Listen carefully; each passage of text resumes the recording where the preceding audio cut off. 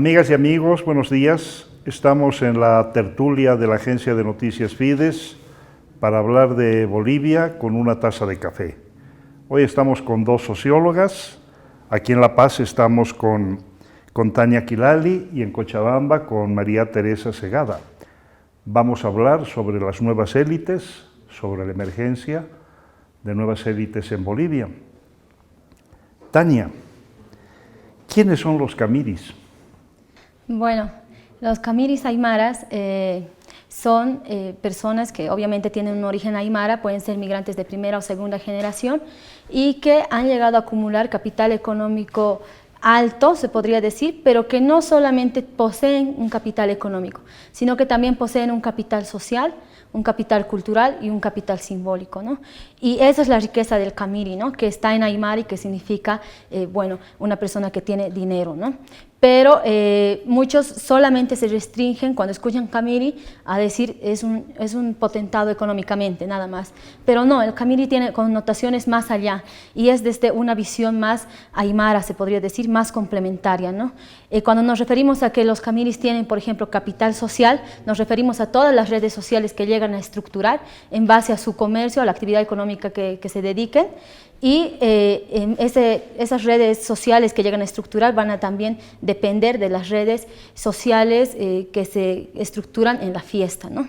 En la fiesta, en estas áreas que son la mayoría de expresión de los camiris, que son las comparsas, ¿no? Donde se relacionan mediante redes festivas, que son esas, y donde participan también sus compadres, sus ahijados y otro tipo digamos, de allegados, ¿no?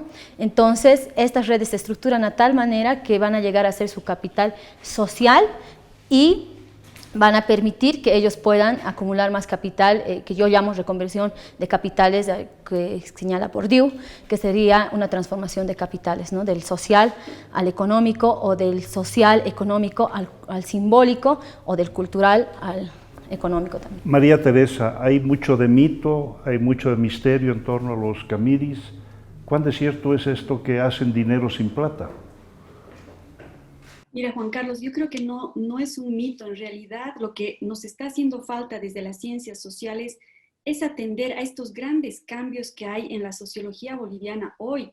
Nuestra sociedad ha cambiado drásticamente en los últimos 20 años o 30, un poco más de 20 diría yo.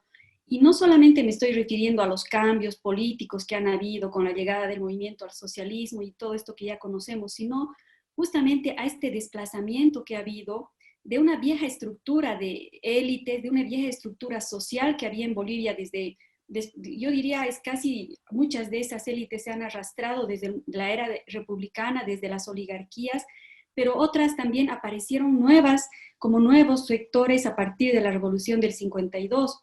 Sin embargo, todo ese proceso que más o menos parecía una estructura manejable de la sociedad boliviana, hacia la década de los 90 fundamentalmente se ha transformado.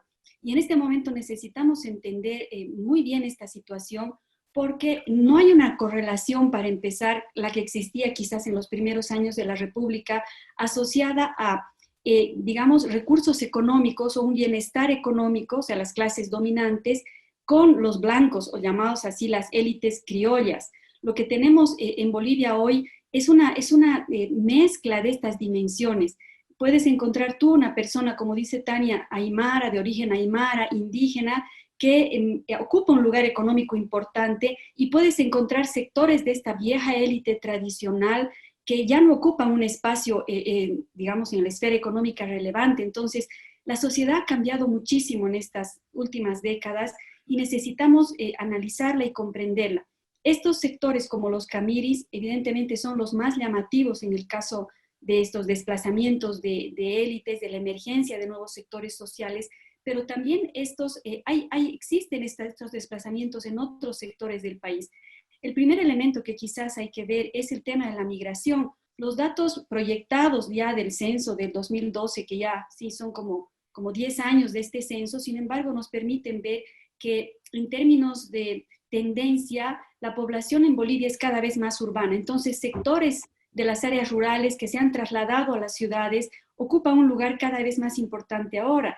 Pero, como dice Tania, es interesante observar que no porque han abandonado sus lugares de origen, han abandonado también toda su estructura de relacionamiento social o de prácticas culturales. Han trasladado a las urbes, no solamente en el caso de los camiris en La Paz y el Alto, sino también en el caso de Santa Cruz, que ha sido fuertemente ocupada por sectores, entre comillas, collas, o que se han desplazado a otros escenarios también de los mercados nacionales, ¿no? Y están asociados a un potente poder económico hoy y que, digamos, pertenecen a sectores indígenas, quechuas y aymaras, y que están ocupando espacios bien importantes ahora en la esfera económica, no solamente en el comercio, también en el transporte, en los servicios, en estos espacios del mercado de tierras, por ejemplo. Y claro, todo esto se ha potenciado evidentemente con la presencia que han tenido también estos sectores durante estos 15, 14 años del gobierno del movimiento al socialismo. Entonces, es todo un desafío hoy, creo, enfrentarse no ya con un mito, como lo llamas tú, sino con una realidad que tenemos que analizar para ver también sus proyecciones a futuro, ¿no? E incorporar a estos espacios nuevos, estos nuevos territorios que se han incorporado a la nación, digamos, boliviana, para poder establecer las nuevas características de la realidad que estamos viviendo hoy. Tania, ¿cómo surgen estas élites? ¿En qué momento, inmigrantes, en qué momento los ariris se convierten en camiris?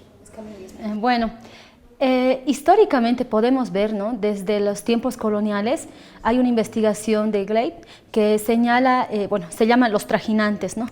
Los trajinantes de diferentes productos en tiempos coloniales y sus comercios que van realizando, ¿no? Todas sus rutas comerciales. Y ahí surge algo que yo creo que es ya el inicio de todo esto que son los camiris, porque empiezan a consolidarse, digamos, redes comerciales fuertes, por ejemplo, el de la coca o de otros productos que llevaban a Potosí a las minas, y poco a poco estos aymaras o incluso algunos quechuas van acumulando capital, ¿no? Van acumulando capital y van teniendo mucha vigencia económica y social que les permite sobrevivir a todo esto que era la colonia. Digo ciertos grupos, no son todos, ¿no? Pero estos comerciantes. Y luego tenemos otra investigación que nos señala, cuando solo reinacen los indios, ¿no? Que nos señala que en tiempos ya de la rebelión de Túpac Katari había, en todo ese contexto, digamos, existían ya familias potentadas, aymaras, indígenas, potentadas económicamente, que hasta llegaban a consolidar matrimonios con los mestizos, ¿no? O con gente ya que tenía dinero. Bueno, ambos tenían dinero, se consolidaban esos matrimonios y era como una suerte de blanqueamiento, se podría decir, ¿no? Entonces ahí hay otro surgimiento. Otro dato importante es la investigación de David Quispe de los mañazos, ¿no? De los mañazos, que habla sobre, los mañazos son los carniceros, ¿no? Y todo el sindicato de carniceros que surge y que mediante las redes sociales del capital social y económico que tienen, llegan a ser también potentados económicamente, y eso es en 1900 a 1950, ¿no? Y bueno, yo creo que todo eso va surgiendo y va desembocando en todo lo que ahora podemos llamar los camiris, que son los que aún siguen usando esas rutas comerciales que existían en tiempos coloniales, ¿no? Para las redes, puede ser de contrabando o de comercialización, ¿no? Entonces, uno de los factores es ese, y otro es también la migración, ¿no? La migración que ha existido ya más o menos desde 1950, una fuerte migración que se ha volcado, digamos, las pirámides que tenemos de población urbana rural, y que han venido a sentarse aquí en la ciudad, digamos, en la urbe. Y toda esta población migrante, yo más me he especificado en investigación, digamos, de los aymaras, ¿no? Toda esta población migrante ha llegado sin capital, ¿no? Sin nada de capital, solamente con casi nada de ingresos, ¿no? Y aquí viene a hacer plata sin plata, de que han llegado mediante el comercio, a acumular poco capital, de poco en poco, hasta que, y aquí es algo de los camiris que es bien interesante, que su espíritu y su pasión, digamos, por ser comerciantes, por ganar dinero, se puede decir, que han llegado a dinamizar su producción, ¿no? Vendían, digamos, piedras, luego con el capital que tenían compraban carne y vendían carne de chancho, digamos, me ha tocado un caso así. Luego con ese capital ha llegado a viajar, a migrar, ha obtenido otro capital.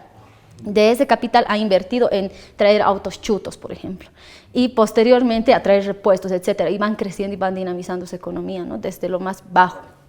María Teresa, ¿tienen capital económico, capital social, capital cultural? ¿Qué hay del capital político? Mira, Juan Carlos, antes de hablar del tema político, me gustaría complementar la exposición que hacía Tania, señalando que creo que hay una última fase donde este sector se potencia muchísimo y es con la globalización. Es decir, hay un estudio muy interesante de Nico Tassi y un equipo de gente sobre este tema que hablan de la incorporación de estos sectores a la economía hipermoderna de la globalización. Estos sectores desde la década de los 90 y con mucha más intensidad en las últimas 2 décadas, han comenzado a hacer un comercio muy intenso con la China, por ejemplo, ¿no? Yo he estudiado algunos casos específicos del mercado de la Justus, de los vendedores de electrodomésticos, por ejemplo, y es sorprendente cómo ellos viajan 2 veces a los mercados de la China a comprar productos específicos. Inclusive me he encontrado con un caso donde ellos establecían su propia marca para los productos que iban a vender en el mercado y viajan a la China, le explican al fabricante exactamente qué es lo que ellos quisieran, alguna, digamos, con algún sello o con alguna característica particular, traen los productos y los venden aquí. Y esa relación con la China, que es muy intensa, les ha dado mucha potencia además, porque establecen unos vínculos con proveedores de la China, en muchos casos chinos, en otros casos bolivianos, que son parte de esta red comercial tan poderosa. Y por otra parte, también era sorprendente, hablando del tema de la fiesta, ver cómo ellos señalaban que también para este momento de prestigio social, de ostentación, que es una fiesta como el Gran Poder, por ejemplo, también entraban en la competencia por ofrecer, digamos, mejores trajes con telas importadas de la China, con fuegos artificiales. Es decir, se ha llegado, pero lo interesante de este grupo es que a pesar de estar conectados con un mundo tan hipermoderno, no han perdido sus características culturales fundamentales, los lazos de parentesco, las redes sociales, los momentos de festividad y de ostentación y de vinculación social, de prestigio social que hay. Entonces, es muy distinto a otros grupos que han sido estudiados en otros países con estas características, que al vincularse con el mundo globalizado han ido perdiendo de alguna manera sus características propias, ¿no? Sus culturas locales. Perdón, quería hacer esta acotación más. Y también, bueno, voy a hacer un comentario sobre el tema político. Creo que aquí hay algo muy interesante. Estos sectores a los que nos estamos refiriendo, que Tassi y su equipo los llaman como burguesía popular o la economía popular, o también lo llaman globalización desde abajo, ¿no? Porque se han incorporado en los intersticios de la globalización, son sectores con mucho poder económico, con además numéricamente muy grandes, porque están en todo el país, pero que no tienen una identidad política clara. Han hecho apuestas en determinados momentos por partidos políticos, pero no se ve con claridad, por ejemplo, como en el caso de los mineros que apostaban por los partidos de izquierda o por los empresarios que se apoyan en partidos más conservadores. En este caso no. En este caso no está clara su identidad política. Creo que es un potencial muy fuerte para quienes pretenden seducir a los electorados o encontrar una base social, poder entender un poco las características de estos sectores. Normalmente lo que ellos hacen, además, respecto al Estado, es sortear la presencia institucional y estatal, porque obviamente les resulta un obstáculo las aduanas o tener que pagar más impuestos. Entonces viven un poco intentando vivir al menos al margen de esa estatalidad. Por lo tanto, no se visibilizan de una manera tan clara como un grupo de poder, ¿no? Entonces, en determinados momentos han apostado hacia candidatos más bien conservadores. En el último tiempo, en las últimas 2 décadas, su apuesta claramente ha sido al movimiento al socialismo por esta identificación indígena también que hay con el ex líder de ese partido, o había.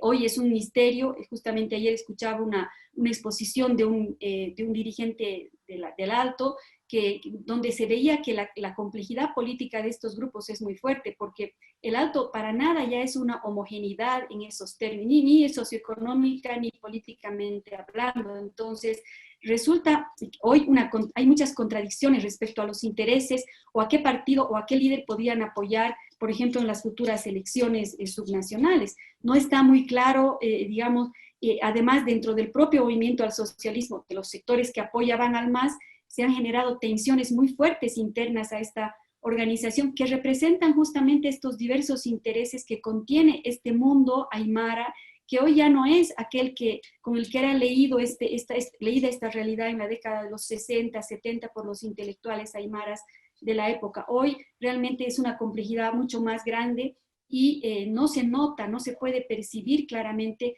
¿cuál sería la orientación política que terminen de dotarle a este sector para que se sienta representado en términos políticos?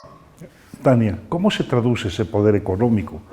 No se conocen nombres de camiris multimillonarios, se los ve en los cholets, se los ve en los edificios transformes, en los que están adquiriendo viviendas en la zona sur de la ciudad de La Paz. Bueno, yo diría que su máxima expresión, ¿no?, como camiris aymaras, es la fiesta del gran poder, donde se los visibiliza. Es verdad, no hay nombres así como, digamos, en otros países de millonarios, digamos, ¿no? Pero sí hay, digamos, puede decirse comparsas, ¿no? Las que tienen más poder, o se ven como que tienen más poder económico, ¿no?, o más prestigio. Y por otro lado, otra forma de externalización de esta riqueza que tienen es los cholets, ¿no? Los cholets como una expresión de su economía y de su éxito económico. Entonces yo creo que esas son dos formas en las que se exterioriza esta élite, ¿no?, sale hacia el público, y la apropiación de las calles por medio tanto de los cholets como por la danza de la morenada, ¿no?, del gran poder. Entonces, esa su visibilización me parece algo importante, porque eso es lo que buscan ellos, ¿no? Porque a diferencia de otros países donde hay, digamos, clubs, hay, digamos, todo su consumo cultural que tienen que tener para visibilizarse, ellos tienen otro espacio, y tampoco he notado que les interese ingresar al campo y al área, digamos, más de una élite tradicional, ¿no?, sino que ellos están conformando sus propios hábitos culturales, su propio espacio, su propio campo, para poder resaltar. Respecto a lo que nos decía María Teresa, ¿no?, sobre la parte política, yo creo que eso es lo que yo identificaba también como un punto esencial para identificar a los camiris, ¿no?, para caracterizarlos, que es que muchos les llaman burguesía chola, ¿no?, o burguesía aymara, pero aún no pueden ser burguesía. Si vemos teóricamente el concepto de burguesía, deberían tener como burguesía una cierta influencia en el Estado, ¿no?, en la política, en el gobierno, y aún no lo tienen, ¿no? Son una élite, no son una élite política tampoco, son una élite social que está en otro espacio, y obviamente no tienen una clara, digamos, autoidentificación con algún partido o con alguna ideología, ¿no? Están en otro espacio, un ámbito más comunal, más globalizado y más con cosas culturales propias de ellos, ¿no? ¿No les interesa acceder a la política, María Teresa, a estas nuevas élites? Yo, por los estudios que hemos hecho y por lo que puedo percibir, en realidad la política no es un factor fundamental. La política está asociada, obviamente, al acceso al Estado, y a ellos lo que les interesa en el fondo es más bien aislarse un poco del Estado, porque el Estado les significaría, si es que realmente, como sabemos, estos sectores se formalizan, probablemente pasen muchos de ellos a ser grandes contribuyentes, y evidentemente ellos prefieren estar un poco invisibles respecto de la presencia estatal, ¿no? Eso se ha percibido también, por ejemplo, en los vínculos que tienen con gente que les ayuda a sortear aduanas o les ayuda a evadir impuestos. Ellos prefieren mantenerse en ese escenario de invisibilización. Probablemente por eso es que no se generan liderazgos que representan activamente a este sector. Obviamente participan en política como todos los sectores sociales y económicos que tienen intereses a través de vínculos con quienes tienen más opción de acceder al poder para establecer un acuerdo de intercambio, ¿no?, de apoyo político, a cambio quizás de algunos favores que puedan ellos recibir. O sea, un poco en ese ámbito se están moviendo, si se quiere, también de una suerte de informalidad respecto al campo político, ¿no?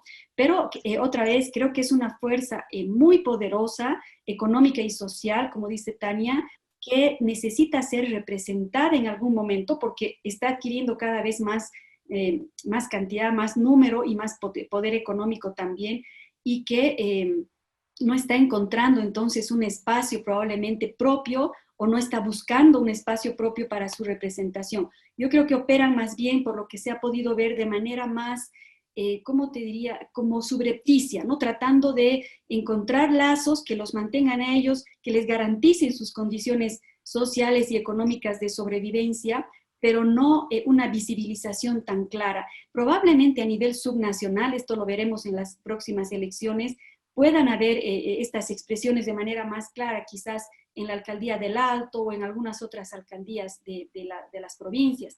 pero por lo menos a nivel nacional, no ha habido una representación política clara, ¿no? Y como se dice, claro, no se trata de, uno, claro, es por eso decía al principio que estas asociaciones, poder económico, poder político, incluso identidad étnica, a las cuales estamos habituados en la lectura de la realidad boliviana, ya no operan en este momento, ¿no? Se han transformado profundamente y hay que buscar las maneras quizás de poder primero estudiar bien estos sectores y segundo, ver también su ubicación en el escenario político, porque es muy fuerte. Si sumamos como votación a estos sectores, con seguridad puede ser determinante. Lo ilegal, lo legal, autos chutos, contrabando, todo parece estar mezclado en el fondo de este poderío económico, Tania. Sí, bueno, al ser, digamos, migrantes y, bueno, al ser, digamos, ese es su inicio, también se puede decir, han tenido que, sin tener una profesión en muchos casos, realizar actividades económicas, las que les puedan generar mayor ganancia y las que puedan requerir, digamos, más redes y más capital del que ellos tenían, ¿no? Y eso es lo que les ha llevado, yo creo que a la parte del contrabando, a la parte digamos, de autos chutos, etcétera. Pero yo he conocido otros camiris que, por ejemplo, tienen sus gasolineras, ¿no? Varias gasolineras. No es ya eso algo ilegal como tal, ¿no? Están formalizados. Y también otros que ya están, transporte, que es fuerte, otros que tienen locales, digamos, de fiestas, alquilan sus edificios que tienen algunos, y otros que ya están pasando, digamos, de importar productos a fabricarlos, ¿no? He conocido un caso, por ejemplo, que importaban lo que son las correas de las mochilas, ¿no? Solo ese material que antes no se producía aquí, y posteriormente ya de tanto traerlo, digamos, y de dominar esos mercados para acomodar, digamos, su producto, han construido su casa y en la planta de abajo han hecho su fábrica, ¿no? De eso ya directamente. El poderío económico parecería reflejarse simplemente en la ostentación, María Teresa. Les gusta ostentar en el gran poder, en los cholets. Exactamente, cuando hicimos un estudio sobre estos sectores hace algunos años, pudimos verificar con claridad que ellos, o sea, son capaces de acumular muchísimo poder económico, pero esto no se traduce como en el caso de la lógica de las élites tradicionales, digamos, en la compra de tierras o en los años, digamos, más recientes de compra de terrenos en la zona sur o de unas mansiones o casas o no sé, no es tanto ese o inversión, ¿no? Inversión o sacar el dinero al exterior, como es más o menos el comportamiento de la élite tradicional. En el caso de estas élites, lo que se ha podido ver, y además casi sin restricción, es como el lugar de representación de su poder económico, el lugar de realización de ese poder económico es la fiesta. Es el lugar donde uno puede, a través de los prestes, del auspicio a sus propias fraternidades, de la visibilización de esta riqueza, poder consolidar su prestigio o su posicionamiento social, ese capital social y simbólico tan fuerte con el que ellos cuentan, es decir, lograr la reproducción de estos lazos, su lugar preciso en ese contexto social, se produce a través de la fiesta, a través de no solamente, como decíamos, la visibilización en trajes multicolores, en el uso de juegos artificiales, sino también en el gasto, en la fiesta en sí misma, ¿no es cierto? En la comida, en la bebida. Nos comentaba uno de los casos, de los estudios de casos con los que hablábamos, que por ejemplo ellos siempre andan fijándose mucho qué es lo que hace el otro para mejorar esto, ¿no? En el buen sentido de la palabra, ¿no? Para ganarle al otro, para poder mostrar que hay una más, digamos, hay un mayor gasto social probablemente en esto. Entonces, para ellos ese es el lugar.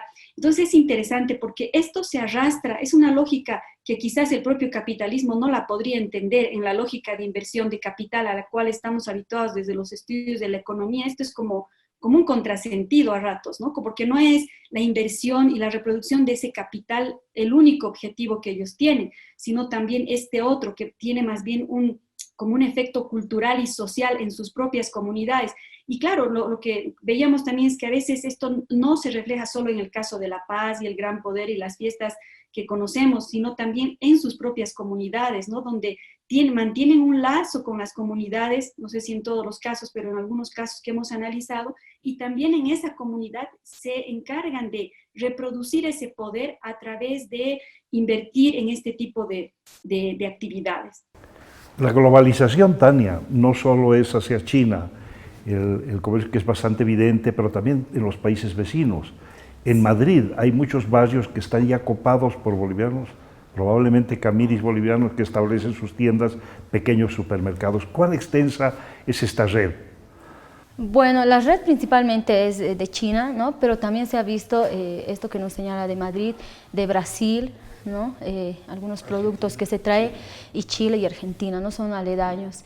Yo creo que se están expandiendo cada vez más. Y en los mismos países, ¿no? O sea, en el mismo Brasil, yo cuando viajé a Sao Paulo, por ejemplo, hay esta misma lógica de reproducción, ¿no? De económica, de la fiesta y de camiris, ¿no? Y de bailar morenada también, ¿no? Y es algo interesante que se sigue reproduciendo y se está expandiendo en otros países.